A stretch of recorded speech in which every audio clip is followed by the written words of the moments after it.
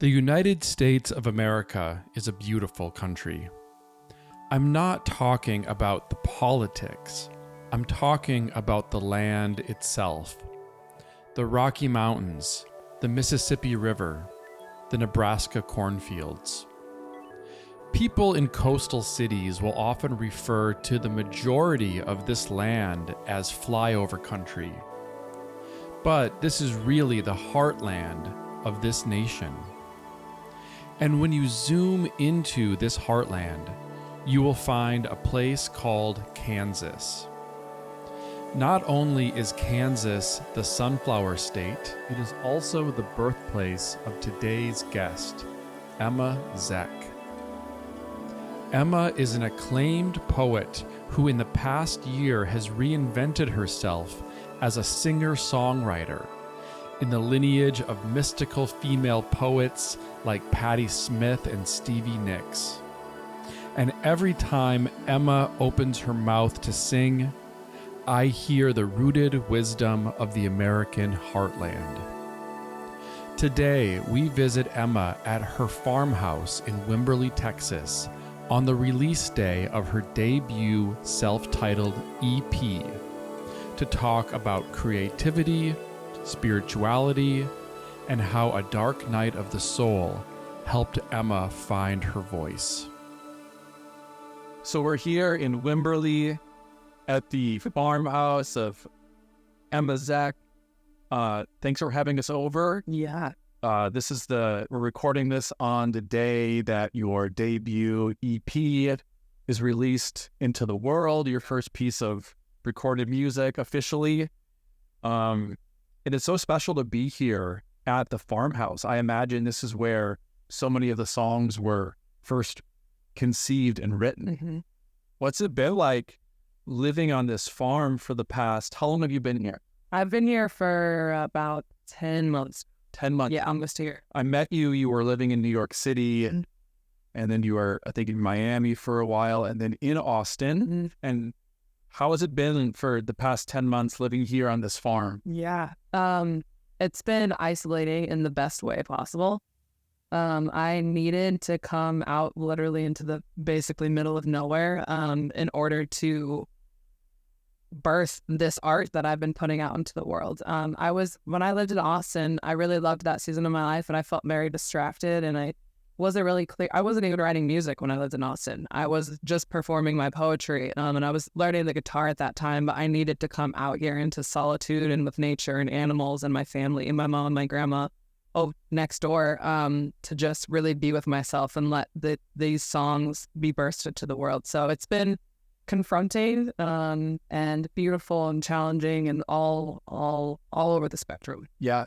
Do you feel more inspiration when you have some quiet and isolation to kind of just be in that quiet space and see what comes out? Or do you tend, is it hard for you to find inspiration when you're kind of surrounded by activity and noise? Or does it create different types of art depending on like the environment that you're in? Yeah, I definitely can do either. I know right now, like, I'm getting a little antsy. I was just telling you before we started recording this that I've been feeling a little bit isolated these days. And so I definitely can do the city life. I can do nature. But I will say on an overall level for my creativity, I know that I always need to have quite a bit of time alone.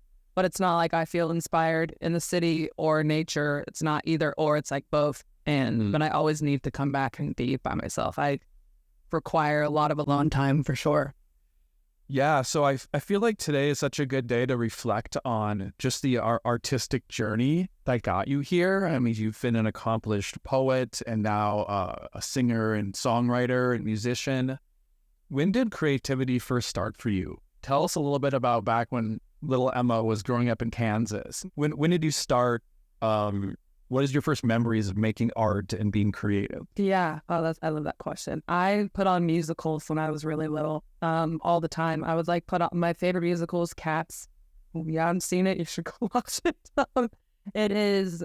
I just found the costuming and these people created a world, and I found that to be so interesting because I loved the world that I grew up in. Most of it, and a lot of it was very traumatic as well. But I found that coming from a place in suburban Kansas, in a very small town where everything is like, there's a Sonic and there's a Burger King. I watched this musical and I was just like smitten with the otherworldly aspect of it. And so one of my first memories of being creative at all was putting on musicals. And we would like make, me and my friends, neighborhood friends, we would make up our own musicals. I would be singing in them. I would always have to be the main character because I just love being on stage. And so then beyond that, I started writing. I always had a journal.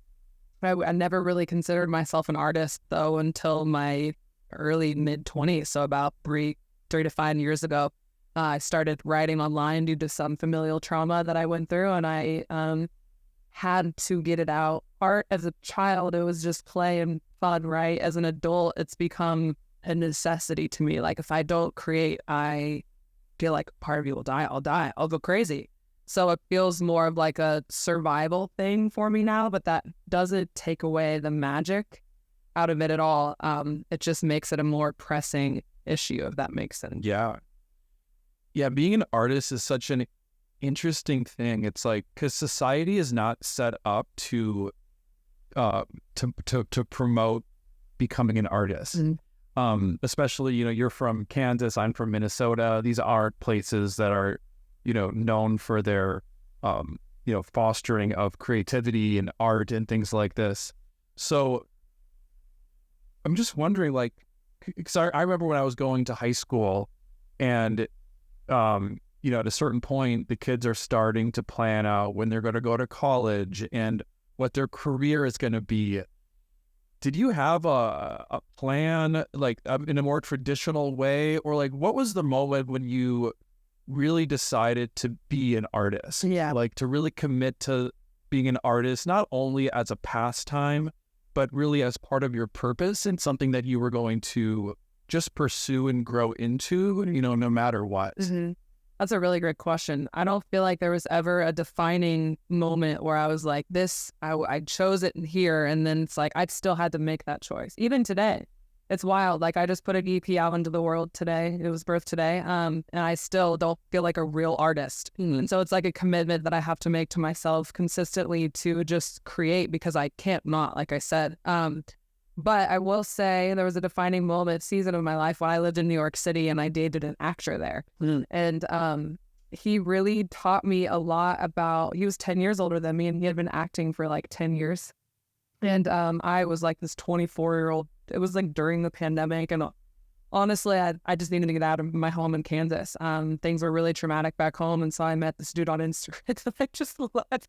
And within like a month, I was basically living with him. And so anyways, watching him be so dedicated to his craft, to just his craft, honestly, to the point sometimes at the cost of our relationship. I took that very personally back then, but now looking back in hindsight, I'm so grateful. I watched someone literally give up everything. He didn't care if I stayed or left. He was that committed to what he was doing. And so I was in that moment, I started taking acting classes, living in New York City, and I reversed, like I went back in hindsight of my life and I was like, fuck, why did I go to college? Like I didn't even know acting school was like a thing. Why did I went and studied psychology, and I was in a sorority. And so I definitely knew I was creative, but I didn't, art as a profession, as a career, it wasn't even like, nobody told me that I couldn't do that. I didn't even think it was an option. It wasn't even in my consciousness at the time. So when I moved to New York and just watched my ex, he really taught me a lot about, just taking on a craft and being so devoted to it. Yeah. And I remember that time. I think that's around the time when we first met, on Instagram also. And I was so inspired by your work, as so many people have been. And I remember it really gave me a lot of confidence because you bring so much fire into your work and there's so much passion and emotion. I'm thinking of like your spoken word poetry and just your willingness to be bold and fearless in your art. It definitely gave me more confidence to be more bold and fearless in my art. Mm-hmm. And I feel like you have that influence on people that see your work. Where does that boldness and fearlessness come from? Like, I'm just trying to think of the place that you write from. Mm-hmm. Do you tend to be writing from a place of deep emotion, or what is it that is coming through with so much fire that brings out this passion in yourself and in others? Yeah, that's it's funny when you were saying that. I wanted to expand on how I have that much fire. Then you asked me that. Definitely, that started when I was in my early 20s, and really severe injustice happened in my family with my father. And he had been lying and just gaslighting, and there was so much psychological abuse that I realized I had been victim to my entire life. And then also, not just me, but my siblings, and also my dad too, from his parents. It's generational, right? But specifically as it pertains to my own life, and my siblings are another story, but watching my mom and everything that she had gone through. My mom was a typical like crazy woman. All the family issues were projected onto her. Nobody wanted to take responsibility. And so my mom was just totally villainized and scapegoated for my family's trauma. And so I started to see through that very quickly. And it just felt like such an injustice because my dad was like taking my mom's name and kind of smearing her. And we didn't, like, me and my mom don't talk to any of our family anymore. And it's a really long story with so many complex details that I don't want to get into. But I have a very intense justice muscle in my heart. And when I see that there is something, I just don't necessarily believe in right or wrong on a big scale, but as it pertains to this reality we're living in, there is abuse and there's injustice and there's suffering that should not be happening. And it's due to wounded people projecting their wounds onto other people who don't deserve it. And that was me as a child, and that was also my mother. And so that is where my fire comes from, because it was a means of survival for me. I had to write, or I was going to be stuck in someone else's reality that wasn't mine, that was telling me that I was fucked up and broken, and I was going to be stuck in this just traumatic darkness that has been perpetuated throughout my family. So, yeah, to answer your question with a straight answer, the fire comes from the pain. Yeah. Yeah. Yeah, you're touching on a really interesting point, which is creativity as a way to process emotions and trauma. And it's almost writing as a healing modality. And one of my favorite memories of you is, I host these creativity gatherings called Sunflower Club, also the name of this podcast. And first of all, there would be no Sunflower Club without you. I have to acknowledge that because it was your suggestion to start an open mic. Well, you took it, and I didn't have it. It was a co-collaboration. So one of my favorite memories of you as a performer was one of the first times maybe the first time that you played music at Sunflower. It was after you showed up to perform right after getting into a car accident. Do you tell me that story? Yeah, that was my first time performing my own music live anywhere, ever.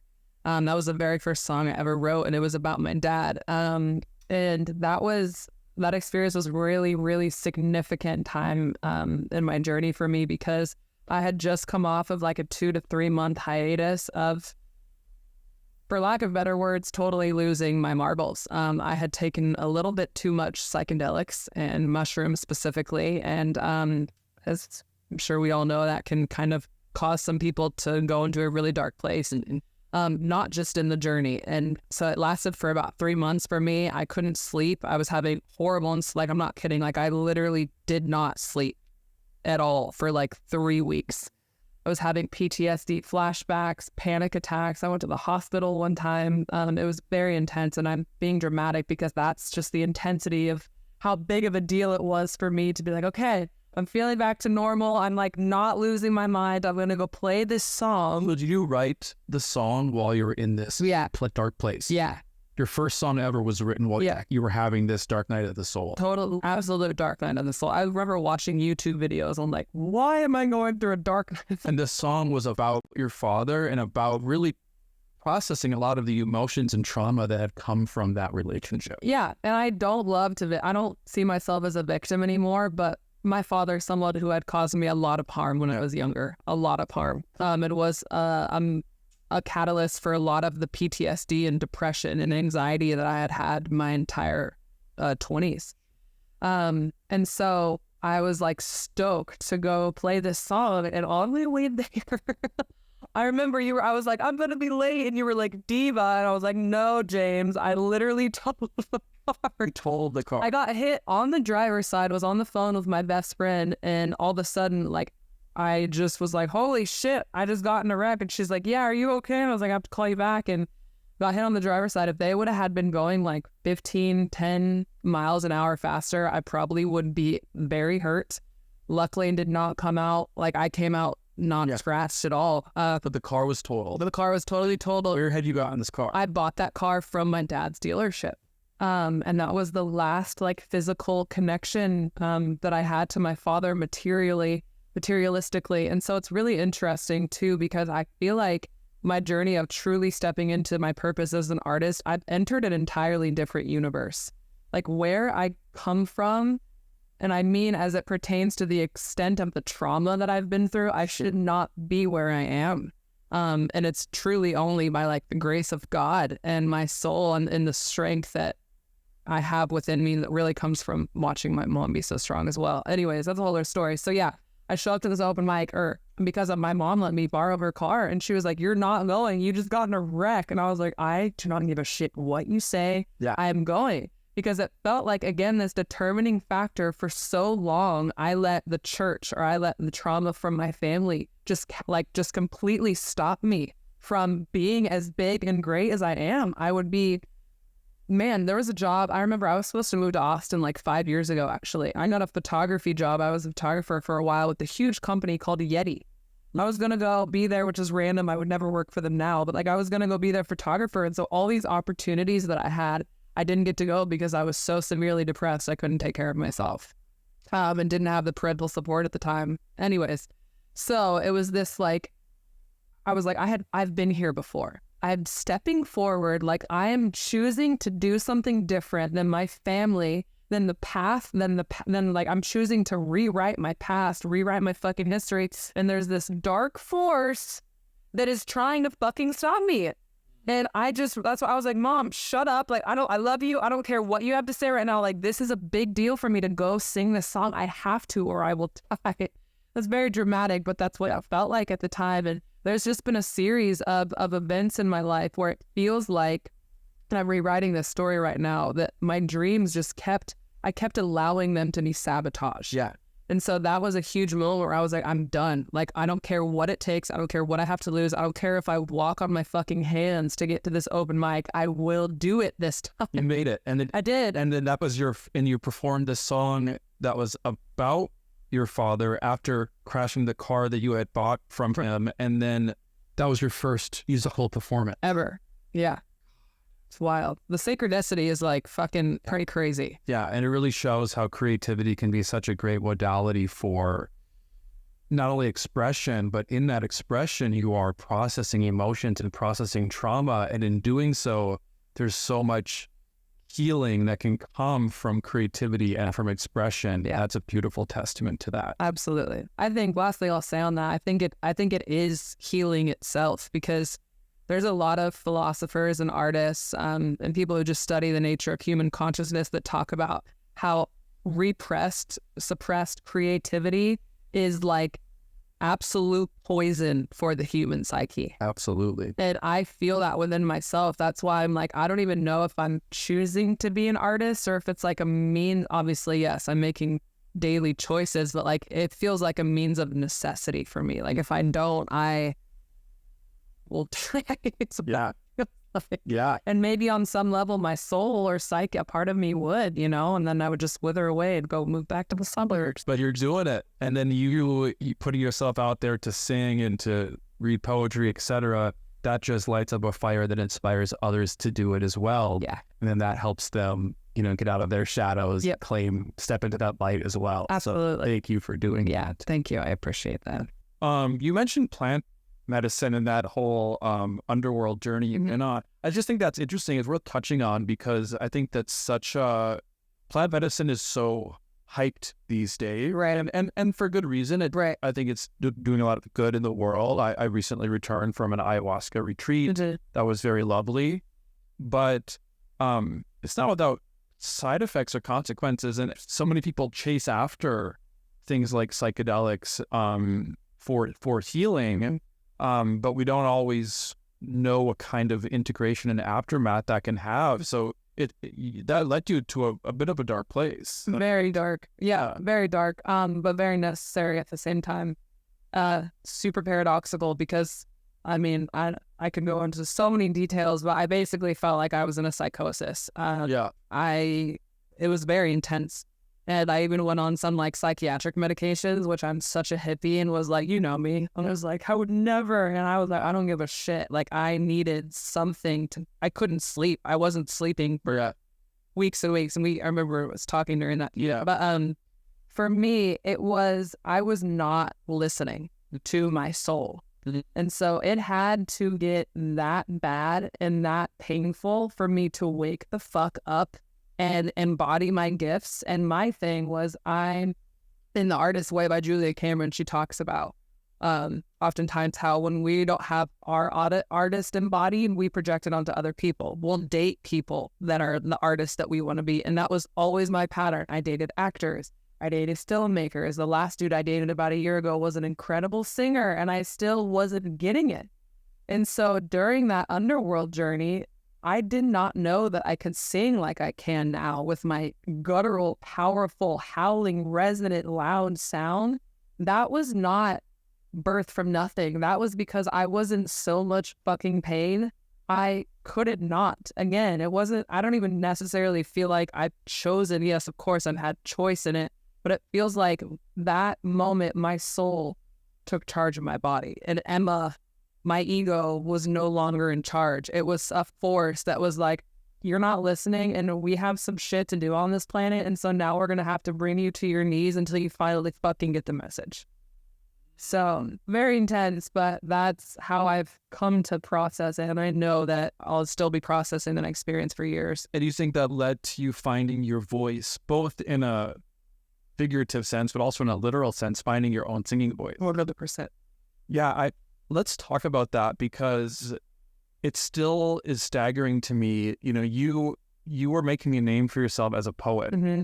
and you were performing very, very profound spoken word poetry. You were, I remember you opened for Rupi Kaur here in Austin. You were hosted. You were being featured in a lot of different poetry events, and people were really falling in love with your poetry, and like you were emerging as a new star on the poetry scene. Mm-hmm. And then, just like that, you started writing songs. Yeah. And what was that? A week ago? No, that was. I feel like that was like 6 months ago, 7 months ago, and here you are with an EP that's really, these are some of your first songs ever. Yeah. And they sound so polished and like you've been writing songs your whole life. Mm-hmm. So just tell us a little bit about that process of being a poet and then taking a complete 180 and then starting to be a musician. Yeah. That was that like for you? Yeah, so the first time I ever read anything of my own on stage was when I moved to Austin, was February of 2022. And it was at an open mic. That was the first time I ever read something on stage, and I remember leaving that experience feeling high. Like it's a natural high. Like I felt exhilarated, and then I was like, holy shit, I found the thing. Like I will do this for the rest of my life, even if I never get paid for it. Of course I want to get paid for it. But like it was my thing. Performing poetry. Yeah. Reading my poetry. And then at the same time, just because I wanted to, I played piano as a kid and I sang when I was really little. So this is not like necessarily totally out of nowhere for me, at least. I know for people who know me, they're probably like, what the hell? But this has been a lifelong thing. But I didn't sing for like 10 years. That's a whole nother story due to familial trauma. Back to the open mic. After I had that experience, super elated. And then I kept reading poetry on stage and it excited me, but I was just like, it's just like it wasn't the thing.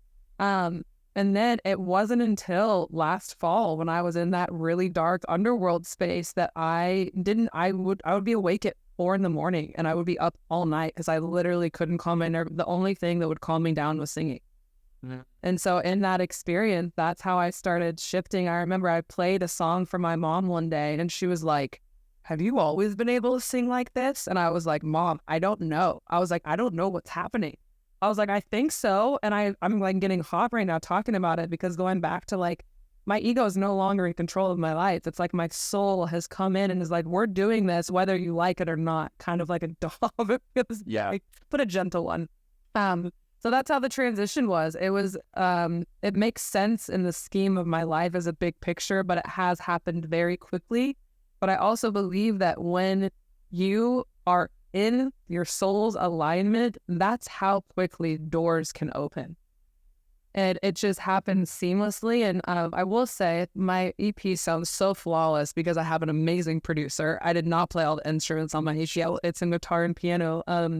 But I mean, he was the first dude that I got on the phone with. He lives in my town. He works at Abbey Road half the year, which I'm going there next month to record my album, which is so exciting. But it's like, it's just been so easy. And when I say easy, I feel like people will be like, oh, well, then if it feels challenging for me, no, it's been challenging and confronting and terrifying. But as it pertains to the steps, everything has been so seamless. I've seen that. I've been a firsthand witness, and I remember those first open mics where you started to sing, and I'm like, it didn't take long. It was like within like your first one or two times doing it that I'm like, oh, she's a good singer. To like, no, she can sing, like she can like sing. She can hit those notes, and that she can have that drawl that really only the most seasoned, I feel like, blues singers have. And like, I feel like the fact that your singing came from that dark place is so indicative, because I think that, you know, you got to pay your dues if you're going to sing the blues. Absolutely. You need to actually touch those emotions in order to reach them. Absolutely. Vocally. Yeah.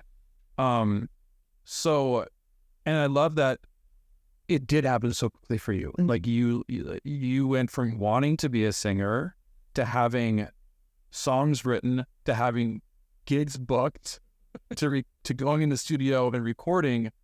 We're talking literally like months. Within about 7 months. Yeah. So it's and I think it happens so effortlessly, because I think sometimes if things are forced or out of alignment, they take effort, but you were already in that dark place and you were almost pushed into it, or it was almost like a surrender. You had to surrender to your soul's purpose, which maybe was singing, and you had to reach that dark moment in order to reach that place of surrender where you stopped trying to be something else and just let it happen. And as soon as you did that, it came together effortlessly. Yeah. Yep. Absolutely. That's so accurate. And now it's just been my ego, like my monkey mind, freaking out. It's been really interesting, because now that I have found this gift, there's a part of me that's so terrified of it getting taken away. Like we were talking about, like, I've had little symptoms of acid reflux, and it's so interesting how quickly I could spiral into like, I'm never going to be able to sing at the level that I want to. And so now there's like this new level of like trusting God, trusting my path, and trusting that, like, yes, I have this desire to sing at a really high level and to create art at a really high level.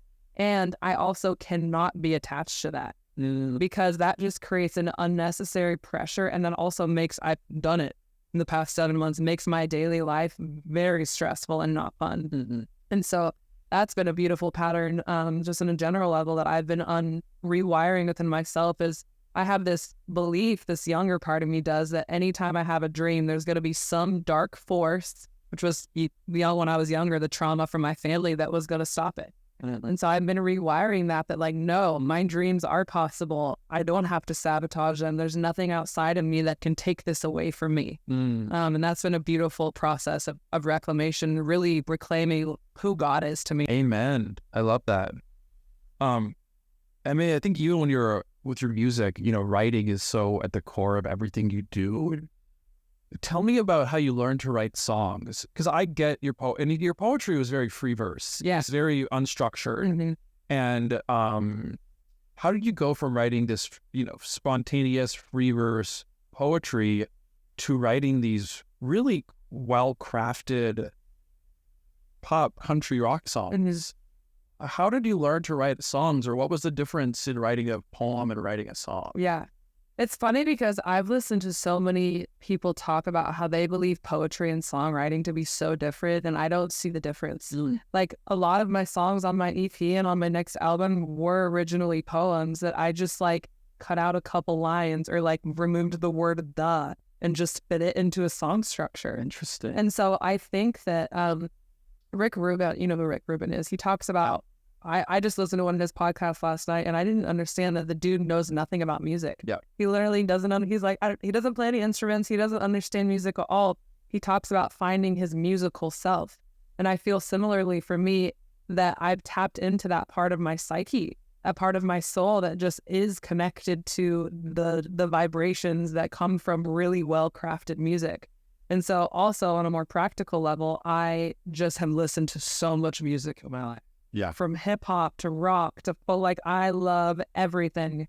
And so it's been super easy for me, because when I first started writing songs, I was like, I don't know how to write a song. And I was like, bitch, yes, you do. You know, there's so much music in your brain. You had So much feelings. You had internalized it over the course of a life. Yes, some of my best friend jokes around. She says, you're a walking poetry encyclopedia, because I'll just be like in conversation, I'll be like, oh, this quote from this Charles Bukowski. Like, I know so many quotes and lyrics, and that's what my brain attaches onto. So it's just a part of who I am. Same. Yeah. I noticed that about you too. I love that, because like you just it's like you've been training to write songs through osmosis your whole life. Yeah. But just by being obsessed with music. Yeah.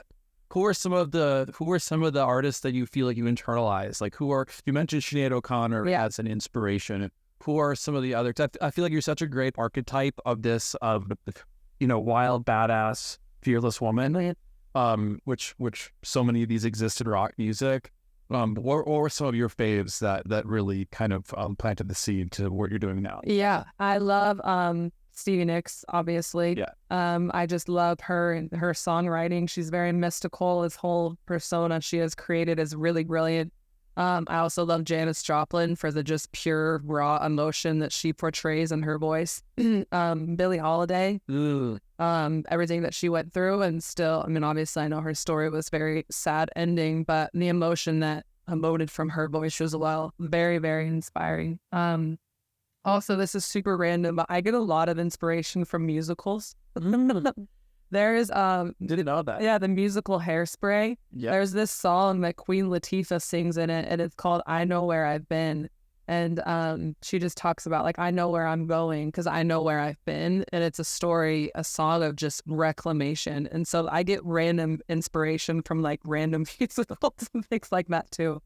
So, and there's so many artists that I'm inspired by Kanye West. Like, it's all Willie Nelson. It's all across the board. That'd be a whole podcast. We talk about like, 'cause I know you're a hip hop fan. Yeah, into it. I love how, because the music you make, it's like country, rock, pop. But I know, like, there's no hip hop in it, but I know that there's in my soul, in the soul imprint, yeah, the mood that you're bringing into your music and the attitude, yeah, and even the fearlessness. Yeah, I bet a lot of that is like, I listened to enough Eminem growing up, legit, in the Midwest. I listened to Eminem before every basketball game with my Beats headphones on. They were purple like shirt. Yes, exactly. Yeah.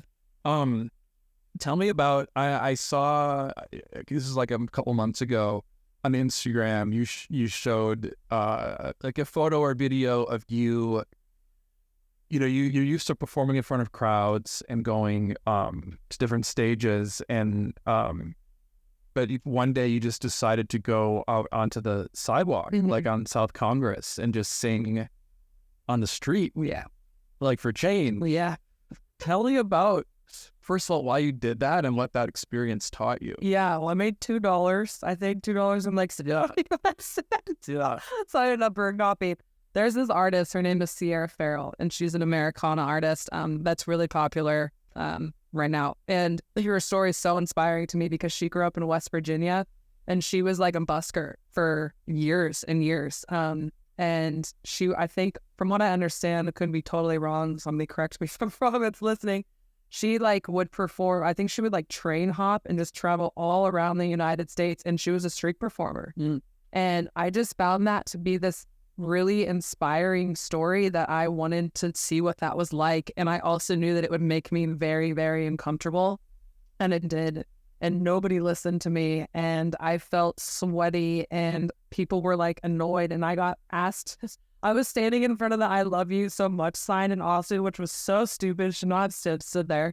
And so many people asked me to take their photos. And I was like, why are you not listening to my? They were asking you to take pictures of them. Yeah. And I was like, do you not hear me? Like, you're at a free Emma Zeck concert. Right? You'll know my name. But I had a really like that internal, I have a very narcissistic artist part of me that can be very entitled and that like thinks she's the only thing in the entire universe, which we all have. And I own that part of me. You got to believe it enough to do it. You know, you got to believe in yourself. So that's just a big experience of singing on South Congress on the streets really humbled that part of myself. And it was good for me because I was like, no, like you have to pay your dues. Like, and yes, you are talented. Yes, you're beautiful, whatever. But like, that's not going to stop you from paying your dues like every other artist. I'm like, how bad do you want it? Will you go sing on the streets to just energetically get your name out into the world? And did. It's been too hot here to continue doing it, but I will continue. It'd be the fall. Yeah. Yeah, that's so brave and humbling.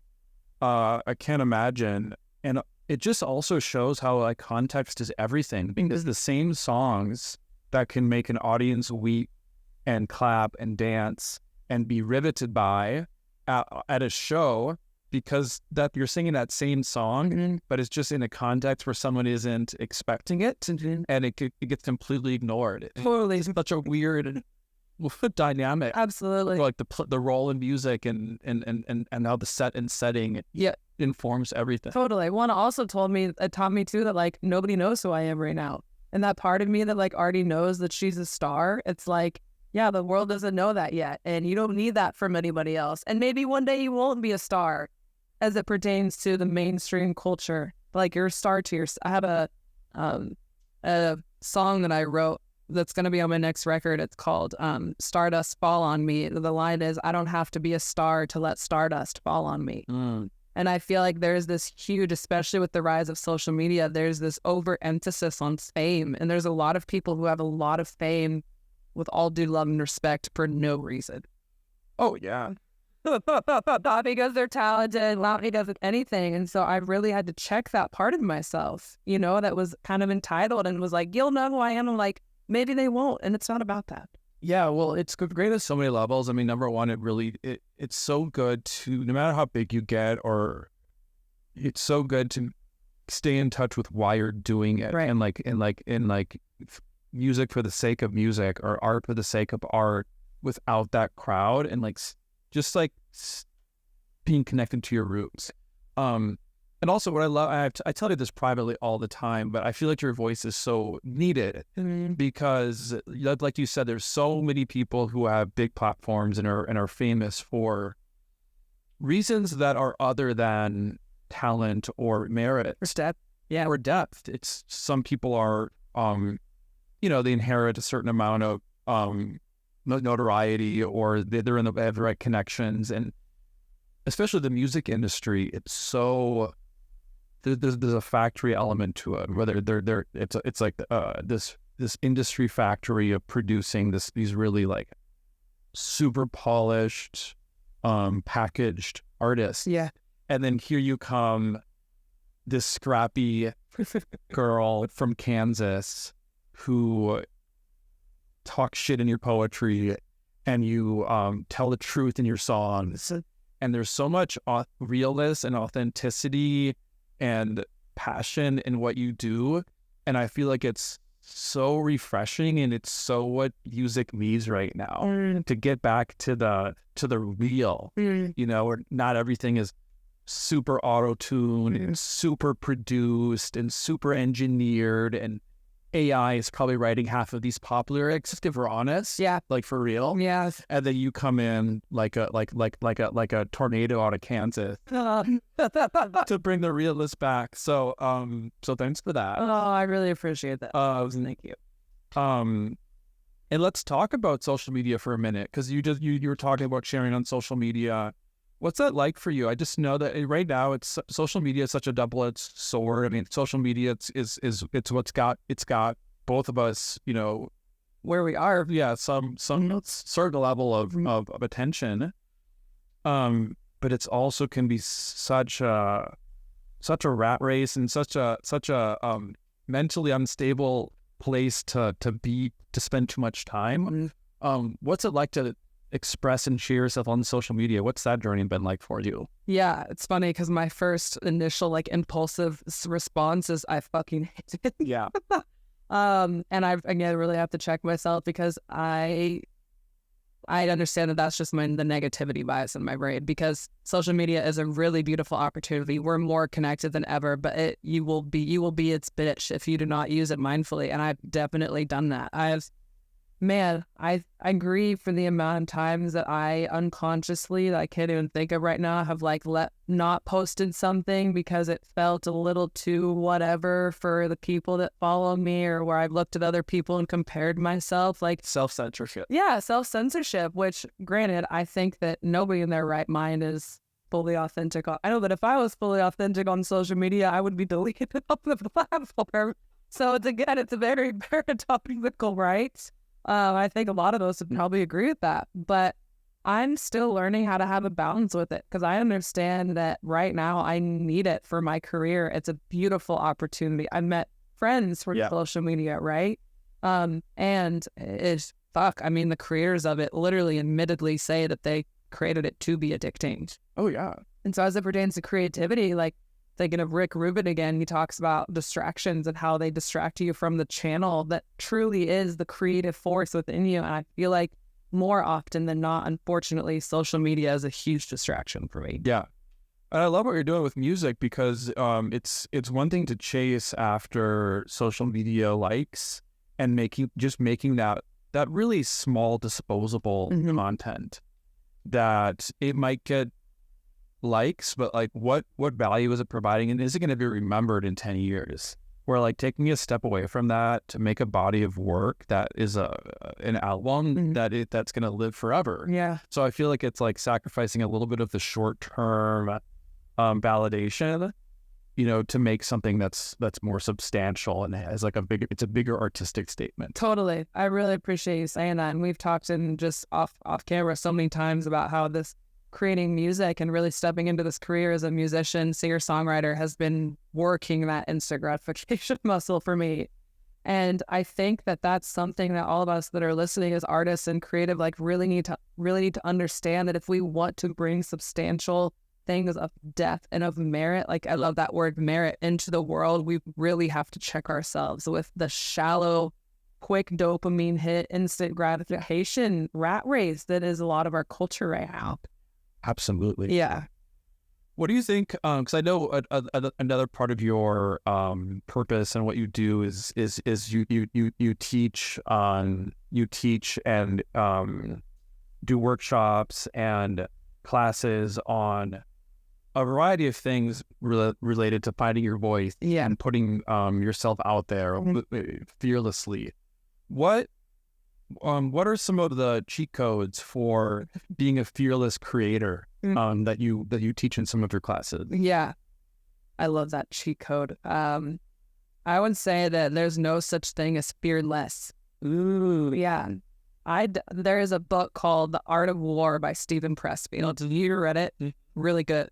The War of Art. The War of Art. Yeah. Yeah, sorry. There's also another one too. The Art of War. Yes, The War of Art by Stephen Pressfield. I don't get those two mixed up. He talks about how, I don't know what performer it was, but this dude had been performing for decades.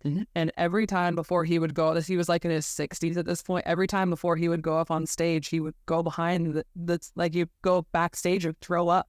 He would vomit from how much fear and anxiety he was feeling, and then he would walk back out on stage and perform. Yeah. And so when I read that, I was like, oh, thank God. You mean I don't have to get over my fear before I create? No, that's impossible. We're human. We use the fear as just neutral energy. I've felt at times, even in spoken word, when I've been really fucking anxious and you feel that intensity in your heart and your heart's rating, or your heartbeat is really high, you're sweating, your voice is maybe a little shaky. I've been like, okay, feel so nervous right now. I want to run off stage. Like when I read in front of Rupi Kaur, that was like 3,000 people, fucking terrified. I remember me and my mom were backstage, and I told myself, I was like, no, you channel this energy and use it You don't try to dumb it down or try to resist it or try to stop the fear. It's just neutral sensation. And so especially as a singer, a vocalist, even just a poet, someone who uses their voice all the time, I now see that fear as a really beautiful thing, because it's almost as if like God or your higher self is giving you an injection of more energy to project with. And that makes sense. And so when we just as humans have such a limited understanding, we're like, oh, fuck, we don't know how to hold the intensity.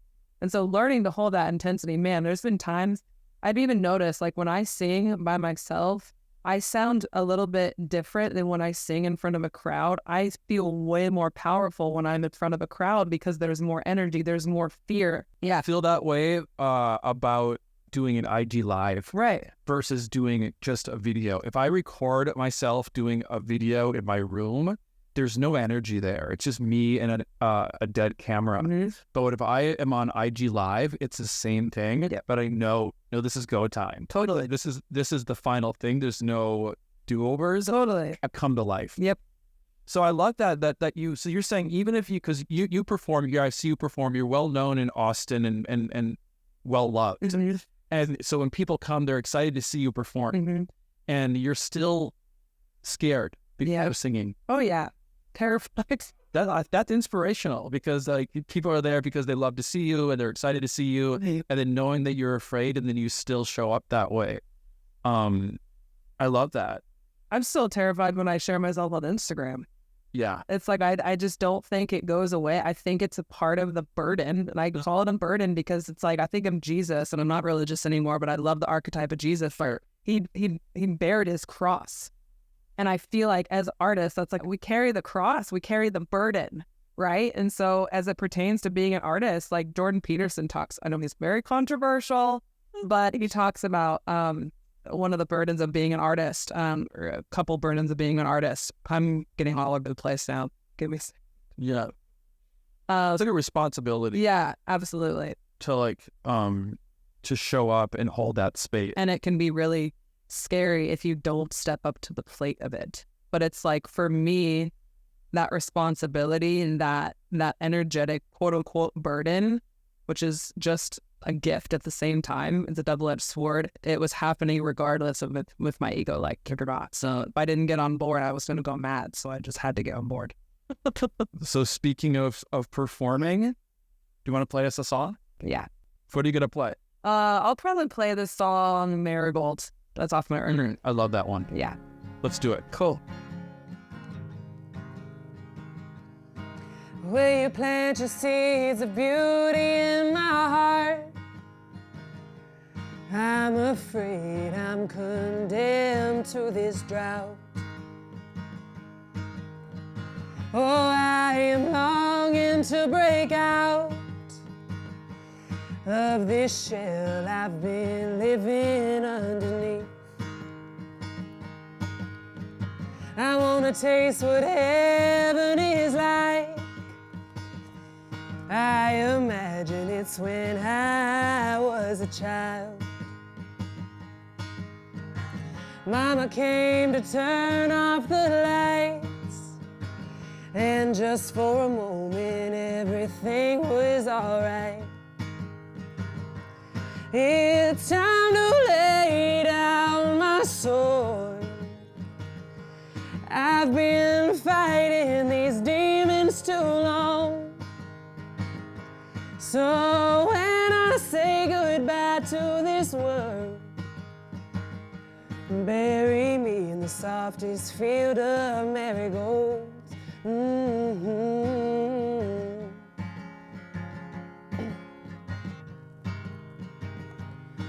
Will you plant your seeds of beauty in my heart?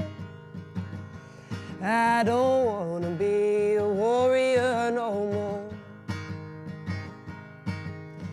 Take me somewhere I can lay down my armor, melt away all that's made me cold.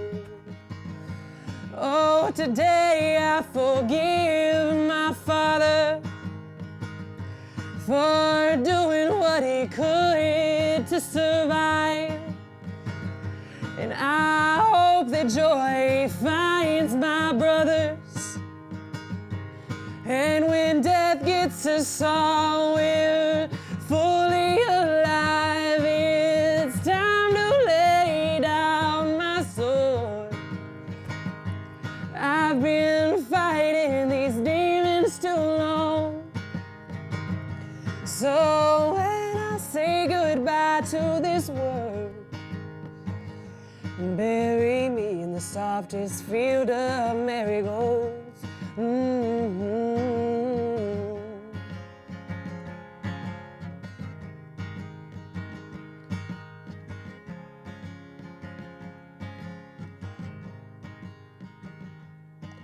Will you plant your seeds of beauty in my heart, so I can taste what heaven is like?